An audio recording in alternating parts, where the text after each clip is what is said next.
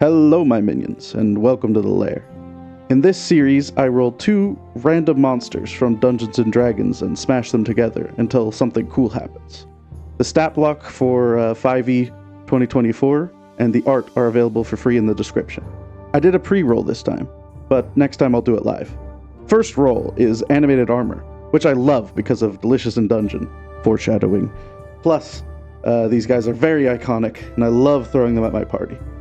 And the second roll was a Vrock, which is a horrifying bird demon obsessed with torment and trinkets. I haven't used them much, but the new art is chilling. I had to really think about this one, because I wanted to avoid either armored Vrocks or a Vrock with animated armor riding on its back, because those are just too obvious. It's got to be bold and unique for a new monster. Animated armor is indistinguishable from ordinary sets of armor when not moving, sometimes being aware enough to communicate in whispers, but lacking the mental capabilities to rationally communicate. Animated armor is brawn over brain, using simple tactics and brute strength to take down intruders. It is also simple, which might be why it's so iconic and popular in media and pop culture. Vrocks, on the other hand, are complicated. Smelling like a convention center in August, these demonic hate machines scream at their foes with stunning shrieks while diving in with its claws and beak. Vrocks are 8-foot-tall abyssal bird demons, ruled by greed and treachery, which makes them difficult to control, or to command by any creature, even stronger demons.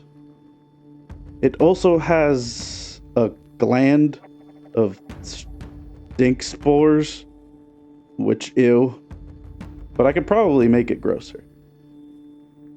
For this monster in particular, I feel very inspired by Delicious in Dungeon, as I said. Their use of smaller organisms bound within the armor is so cool to me, but demons give a darker vibe. The other inspiration is the abductor virgins from Elden Ring. They're like horrifying Iron Maidens that are formidable foes.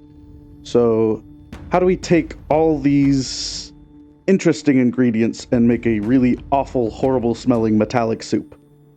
The answer for me is the Hungering Shroud. Deep in the abyss, greater demons and demon princes require guards. Those not sent into battle with devils for use in the Blood War, but instead protect items or creatures of interest. Some use other demonic creatures that are bound to a location through powerful magics, but these rituals are inconsistent, difficult to accomplish, and sometimes expensive. These abyssal denizens then turn to the Hungering Shroud. The Hungering Shroud is a testament to the creativity and sadism of demons. Particularly powerful demons or magic users can use profane magics to gather the souls of Vrocks and bind them together into a metal chassis for use guarding particular places or items. This process shatters the minds of the Vrocks, making them more dull-witted and more susceptible to commands by powerful individuals. The Hungering Shroud is a mass of horrid flesh bound in a metal shell that can no longer distinguish the thoughts of one Vrock from another. This horrid amalgamation is usually dead still outside of combat, sometimes being mistaken for a statue before pouncing on unsuspecting victims. When in combat, the Hungering Shroud opens up much like an Iron Maiden and uses its tendrils to grapple targets at a distance, reeling them in and ripping them apart.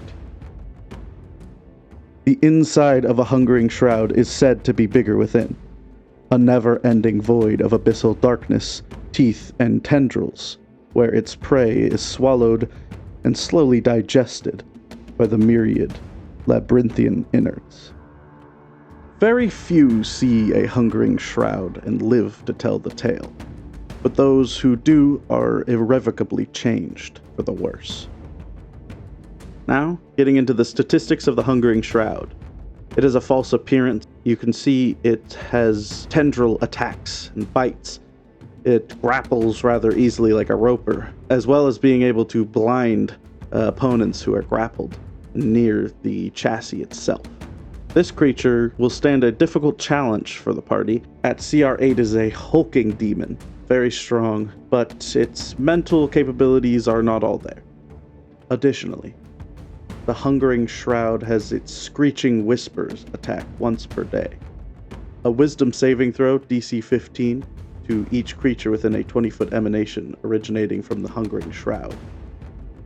On a failure, it takes damage and must roll on the Short-Term Madness table. And this table is not kind, but also very fun. So I would love to give this a try in one of my games. And as you can see, that's about it. This is the Hungering Shroud, my beautiful baby boy. I am a father, as you can tell. This is my son. We look just alike. This was a lot of fun to make, and it really inspired me to look into not only the 2024 Monster Manual, but the 2014 as well as using the Madness conditions, which I don't see used very often, but they can really liven up an encounter. And if you terrify your players with the Hungering Shroud, let me know how it goes. As always, the stat block and art can be found in the description. Thank you for watching this Monster Mash, and if you have any other ideas for this combination of monsters, let me know in the comment. Until then, may your tendrils be many and your bites be swift.